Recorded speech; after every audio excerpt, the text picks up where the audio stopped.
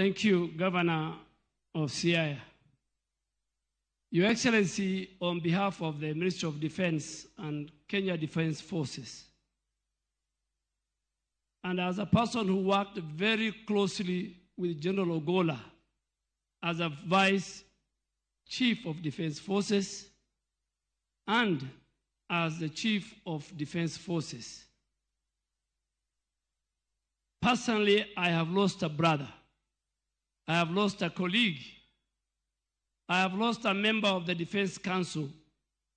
I have lost a general who has put the security, the sovereignty, and territorial integrity of our country.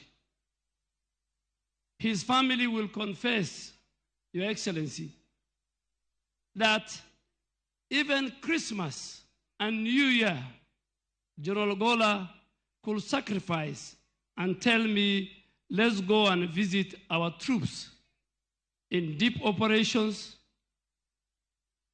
Those outside the country, we were in Kismayu, we were in deep hostile areas. He was a man who was committed to his work. He was a man, because the office of the Minister and the Vice Chief of Defense Forces are the closest officers, Your Excellency. I work with all the Vice Chief of Defense Forces and the Chief of Defense Forces. He was a man of discipline and honor. I don't want to say more because you have interacted with him too. So, Your Excellency, the rank and the leadership of Kenya Defense Forces, we have a lot to learn from General Ogolla, our general. The way we will learn and have learned more with the previous Chief of Defense Forces.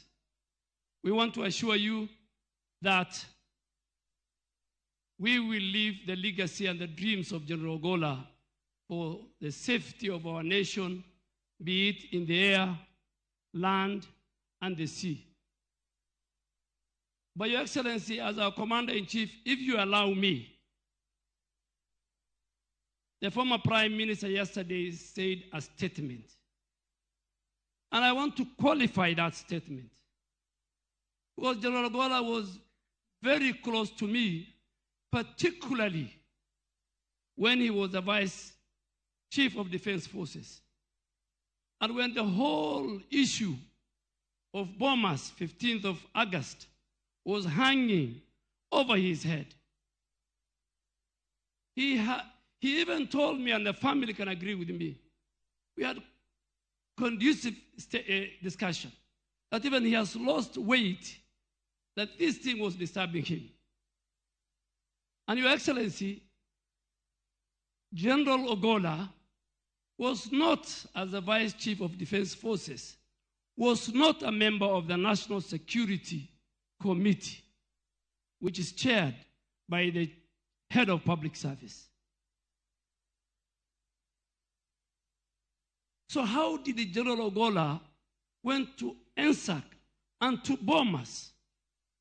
And as a Muslim, General Ogolla shared with me text messages of his superiors and members of the National Security Committee then. And he asked 3 or 4 times. First, in the morning when he was going to NSAC, he showed me the message that he was given, go represent me at NSAC, because of a prior other commitment of the person who was supposed to go. When he went to NSAC, General Ogolla, and a direction was given to him with other colleagues, with a leader, him as a member, to go to Bomas. General Ogolla, as a respectable soldier and general, he asked and sent a text message to his bosses and asked, what am I going to do in Bomas? And this has happened. And General Ogolla was told, it's been decided, you go. And I'm narrating what General Ogolla today, he's lying here, this man, told me. When he went to Bomas, the then chairman of IBC, so he told me, kept them for 5 hours. And the 411 came while he was in Bomas, saying the results will be announced at 3. And General Ogolla then again sent a text message and saying, now that the result will be announced at 3, as a general, as a soldier, what am I doing here? And he was told, stay with your colleague. That text message is there. When His Excellency yesterday said, I had a one-to-one with the General Ogolla, he gave me permission to have one-on-one discussion with the General Ogolla on a Monday from 7 to 9:30 p.m. in my house. His security, his drivers can confirm. And when he convinced me, because he was a man of God, when he convinced me is when he got an opportunity to relay and talk to the president with those 3 statements at the end of his discussion with the president. Today, I want to confirm that because of what happened to General Ogolla, the president, as the chairman of the National Security Council, so that for it not to happen again, the president has directed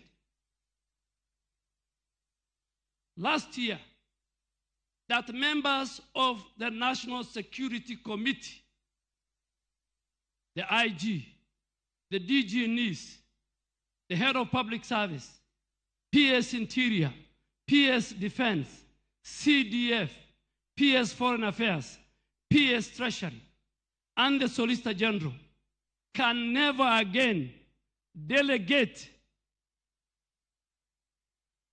the attendance of that membership to their juniors.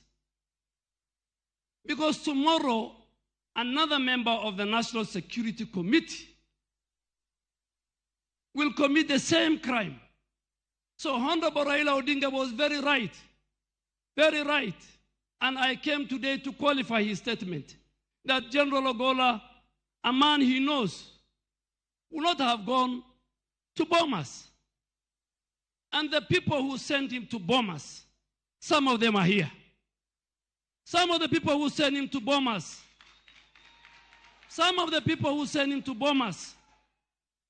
are known. They are members.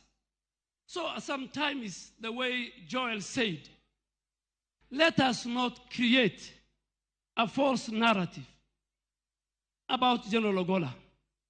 Your Excellency,